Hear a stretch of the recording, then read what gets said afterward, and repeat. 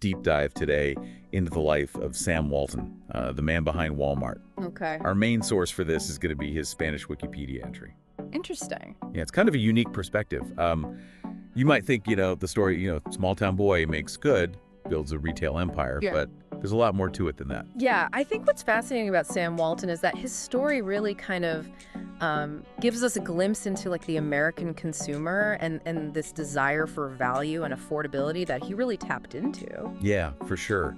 And it's a story that's kind of more relevant today than ever, I feel like, with how much retail has changed. Absolutely. So, okay, let's go back to the beginning. Sam Walton was born on a farm in Oklahoma back in 1918, Okay.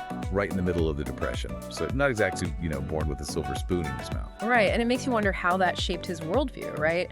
Growing up during the Depression probably gave him a sense of, resilience and the value of hard work and a dollar. Definitely, yeah. And it wasn't just, lip service to those values. Yeah. He really lived it out like he was the youngest Eagle Scout in Missouri history Wow. and a star athlete in high school, all while working, multiple jobs to help his family. I mean, that's incredible. It really shows his drive and ambition from a very young age. It does, yeah. It's like he was wired for success in a way, right? Yeah.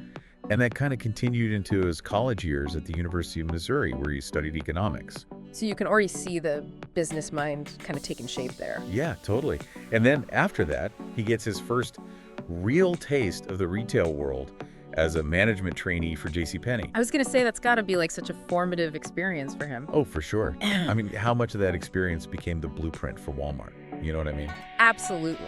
I mean, that's where he learns about merchandising, customer service, all that stuff. Like, it's his retail boot camp. Totally. Yeah, shaping his vision in ways he probably didn't even realize at the time. Exactly. And then comes World War II. He serves as a captain. So you talk about a crash course in leadership and discipline. Right. Imagine how much that experience must have played a role in how he ran his businesses later on. Oh, definitely. You have to think that the military teaches you to think strategically, to be decisive, and manage people effectively. All super important stuff when you're building a company, you from the ground up. Yeah, for sure. And that's exactly what he did after the war. He takes a loan from his father-in-law, Okay. combines it with his savings, buys a small variety store franchise in Newport, Arkansas, and this is where the Walmart DNA starts to form. That's so interesting because it's not even just about selling products at this point. He's already coming up with these innovative strategies that are like, retail 101 today. What do you mean? Like keeping the shelves stocked, staying open later than the competition, and then buying in bulk to offer lower prices. That's not just luck, that's calculated. It's amazing how those seemingly simple strategies were so revolutionary at the time. It's like he wasn't just running a store, he was changing the whole game. Right, and at the core of it all, it's really about understanding what the customer wants, and he clearly had a knack for that. He did. That focus on low prices and customer satisfaction, that's the bedrock of Walmart's success. Yeah, it's true. But, one store wasn't enough for Sam Walton. Of course not. This is Sam Walton we're talking about. Exactly. The guy had a huge appetite for growth. He did. He saw the potential not just for more stores, but for something much bigger. And this is where his partnership with his brother Bud comes in. Oh, yeah. They start expanding the Ben Franklin franchise, opening stores all across the Midwest. They were a real force to be reckoned with. Wow. Yeah, and here's where things get really interesting. Not only are they opening more stores, but Walton gets his pilot's license. Really? Yeah, and gets one for his son John, too. Wow. So they could scout locations. Talk about going the extra mile. I know, right? That's amazing. It's like classic Walton, just thinking ahead of the curve. He knew that logistics were key. He understood that by flying, they could cover more ground assist locations faster and ultimately make more strategic decisions.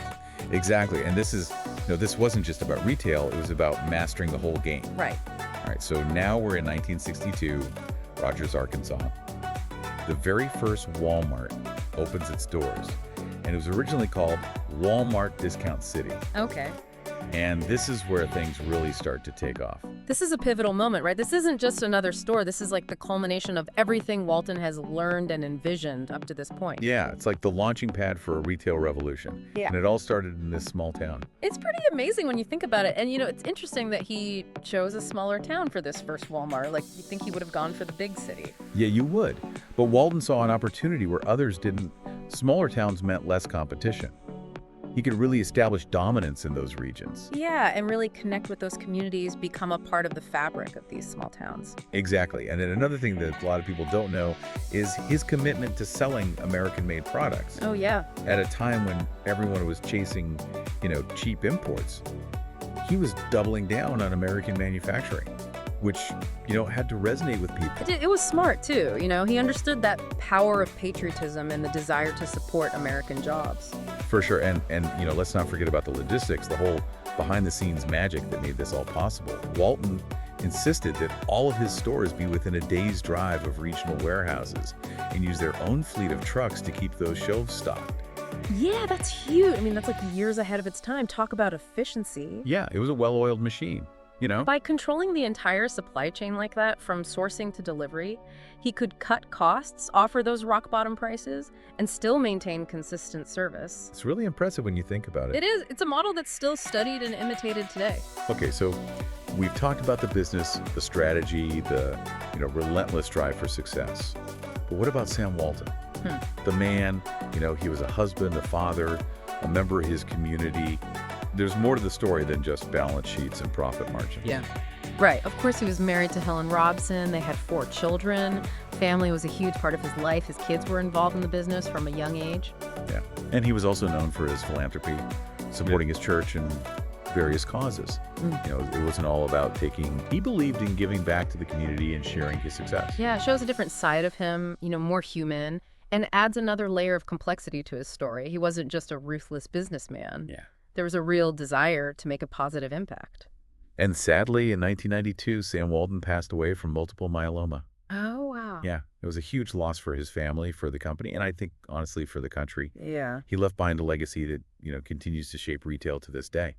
Yeah, and it's fascinating to see how the company has evolved under his family's leadership. They've faced new challenges, a changing world, and somehow managed to stay true to those core values that he instilled. Yeah, and his influence goes way beyond just Walmart. He was a visionary, a pioneer. He revolutionized retail and had a profound impact on the American economy. It's true, he was a real game changer. I mean, think about it. He was named one of Time magazine's 100 most influential people of the 20th century. Wow. And received the Presidential Medal of Freedom. I mean, those are some serious accolades. That's a big deal. It really speaks to the impact he had, not just on business, but on American society as a whole. But of course, no story is without its complexities, and Walmart has definitely faced its fair share of criticism over the years. That's true. Their practices have been scrutinized, especially when it comes to labor relations, their impact on small businesses and their environmental record. Those are all important conversations to have. Yeah, so let's talk about, the elephant in the room. Yeah. What are some of the main points of contention? What are people saying? Well, critics argue that Walmart's low prices come at a cost. They point to wages for employees, the pressure they put on suppliers to lower costs, which can lead to questionable practices overseas. These are legitimate concerns. And then there's the whole argument about Walmart driving smaller mom-and-pop shops out of business. Right. It's tough for those local businesses to compete with a giant like Walmart. It's a complex issue. On the one hand, they provide jobs and affordable goods to millions of people. But on the other hand, you have to consider the impact on workers, suppliers, and those communities they operate in. Yeah, it's about finding that balance between economic growth and social responsibility. Right. Sam Walton built an incredible company, but like any large corporation, their impact is multifaceted and deserves a closer look. Absolutely. It's up to us as consumers and as citizens to be aware of these complexities and to make informed choices. Where we spend our money matters. It does. So what does this all mean for our listeners today? What's the takeaway from all of this? I think it's a reminder that behind every big brand, every success story, there's a lot going on. There's ambition, innovation, but also challenges and tough questions that need to be asked. It's not always black and white. It's not. And, and as consumers, we have a voice. We can choose where we shop